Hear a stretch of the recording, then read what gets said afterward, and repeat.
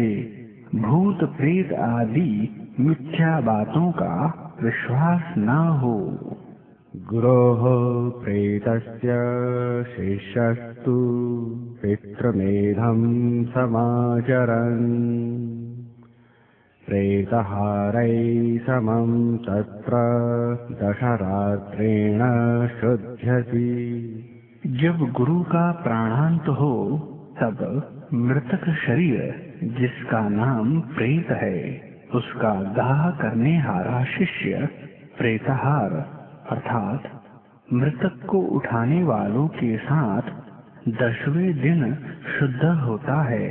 और जब उस शरीर का दाह हो चुका तब उसका नाम भूत होता है अर्थात वह अमुक नाम पुरुष था।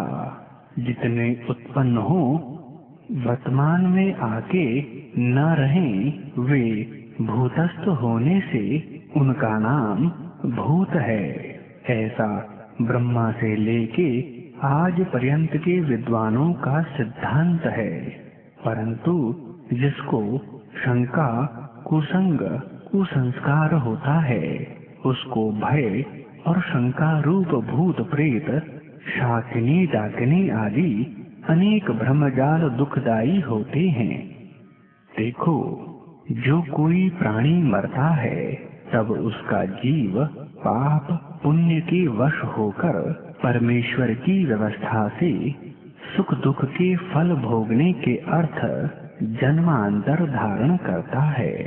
क्या इस अविनाशी परमेश्वर की व्यवस्था का कोई भी नाश कर सकता है? अज्ञानी लोग वैदिक शास्त्र व पदार्थ विद्या के पढ़ने सुनने और विचार से रहित होकर सन्निपात ज्वर आदि शारीरिक और उन्माद आदि मानस रोगों का नाम भूत प्रेत आदि धरते हैं। उनका औषध सेवन और पथ्य आदि उचित व्यवहार न करके उन धूर्त पाखंडी महामूर्ख अनाचारी स्वार्थी चमार शूद्र मलेच्छ आदि पर भी विश्वासी होकर अनेक प्रकार के ढोंग छल कपट और उच्छिष्ट भोजन डोरा धागा आदि मिथ्या मंत्र यंत्र बांधते बंधवाते फिरते हैं। अपने धन का नाश संतान आदि की दुर्दशा और रोगों को बढ़ाकर दुख देते फिरते हैं।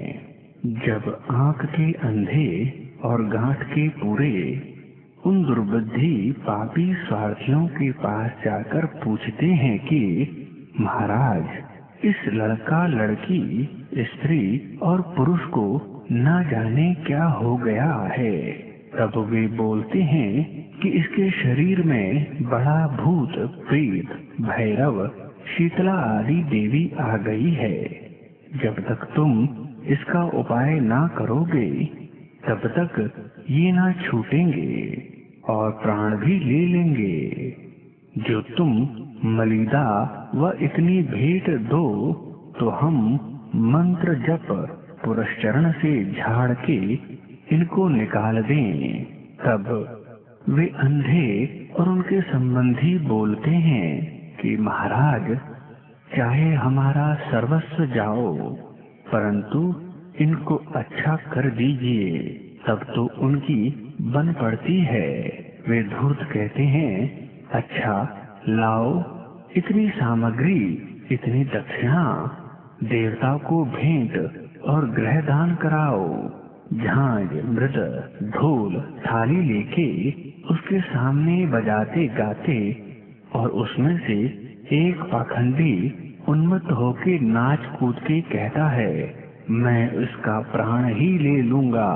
तब वे अंधी उस भंगी चमार आदि नीच के पगों में पड़ के कहते हैं आप चाहे सो लीजिए इसको बचाइए।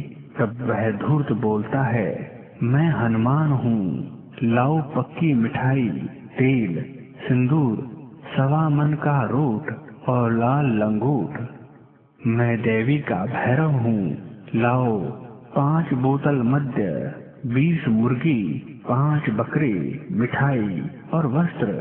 जब वे कहते हैं कि जो चाहो सो लो, तब तो वह पागल बहुत नाचने कूदने लगता है।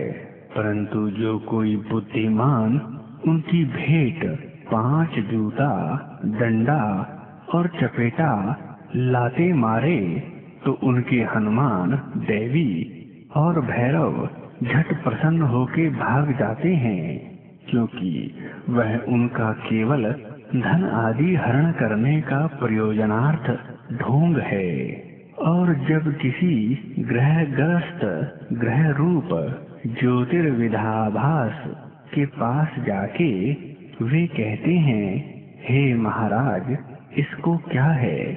तब वे कहते हैं कि इस पर सूर्य आदि क्रूर ग्रह चढ़े हैं, जो तुम इनकी शांति, पाठ, पूजा, दान कराओ तो इसको सुख हो जावे, नहीं तो बहुत पीड़ित होकर मर जाए तो भी आश्चर्य नहीं। तब उनको उत्तर कहिए, हे ज्योतिर्विद, जैसी यह पृथ्वी जड़ है, वैसे ही सूर्य आदि लोक हैं। वे ताप और प्रकाश आदि से भिन्न कुछ भी नहीं कर सकते। क्या ये चेतन हैं जो क्रोधित होके दुख और शांत होके सुख दे सकें? क्या जो यह संसार में राजा प्रजा सुखी दुखी हो रहे हैं, यह ग्रहों का फल नहीं है? नहीं, ये सब पाप पुण्यों के फल हैं। तो क्या ज्योतिष शास्त्र झूठा है? नहीं, जो उसमें अंक, बीज, रेखा, गणित विद्या है, वह सब सच्ची। जो फल की लीला है, वह सब झूठी है। क्या जो यह जन्म पत्र है तो निष्फल है? हाँ, वह जन्म पत्र नहीं, किंतु उसका नाम शोक पत्र रखना चाहिए, क्योंकि जब संतान का जन्म होता है तब सबको आनंद होता है, परंतु वह आनंद तब तक होता है कि जब तक जन्म पत्र बनके ग्रहों का फल ना सुने। जब पुरोहित जन्म पत्र बनाने को कहता है, तब उसके माता पिता पुरोहित से कहते हैं, महाराज, आप बहुत अच्छा जन्म पत्र बनाइए। जो धनाढ्य हो तो बहुत सी लाल पीली रेखाओं से चित्र विचित्र, और निर्धन हो तो साधारण रीति से जन्म पत्र बना के सुनाने को आता है। तब उसके माँ बाप ज्योतिषी जी के सामने बैठ के कहते हैं, इसका जन्म पत्र अच्छा तो है? ज्योतिषी कहता है, जो है सो सुना देता हूँ। इसके जन्म ग्रह बहुत अच्छे और मित्र ग्रह भी बहुत अच्छे हैं, जिनका फल धनाढ्य और प्रतिष्ठावान जिस सभा में जा बैठेगा तो सबके ऊपर इसका तेज पड़ेगा, शरीर से आरोग्य राज्यमानी होगा। इत्यादि बातें सुन के पिता आदि बोलते हैं, वाह वाह ज्योतिषी जी, आप बहुत अच्छे हो। ज्योतिषी जी समझते हैं इन बातों से कार्य सिद्ध नहीं होता। तब ज्योतिषी जी बोलते हैं, यह ग्रह तो बहुत अच्छे हैं, परंतु यह ग्रह क्रूर हैं, अर्थात फलाने फलाने ग्रह के योग से 8 वर्ष में इसका मृत्यु योग है। इसको सुन के माता पिता पुत्र के जन्म के आनंद को छोड़ के शोक सागर में डूबकर ज्योतिषी जी से कहते हैं कि महाराज जी, अब हम क्या करें? तब ज्योतिषी जी कहते हैं, उपाय करो। गृहस्थ पूछे, क्या उपाय करें? ज्योतिषी जी प्रस्ताव करने लगते हैं कि ऐसा ऐसा दान करो, ग्रह के मंत्र का जप कराओ और नित्य ब्राह्मणों को भोजन कराओगे तो अनुमान है कि नवग्रहों के विघ्न हट जाएं। अनुमान शब्द इसलिए कि जो मर जाएगा तो कहेंगे हम क्या करें, परमेश्वर के ऊपर कोई नहीं, हमने तो बहुत सा यत्न किया और तुमने कराया, उसके कर्म ऐसे ही थे, और जो बच जाए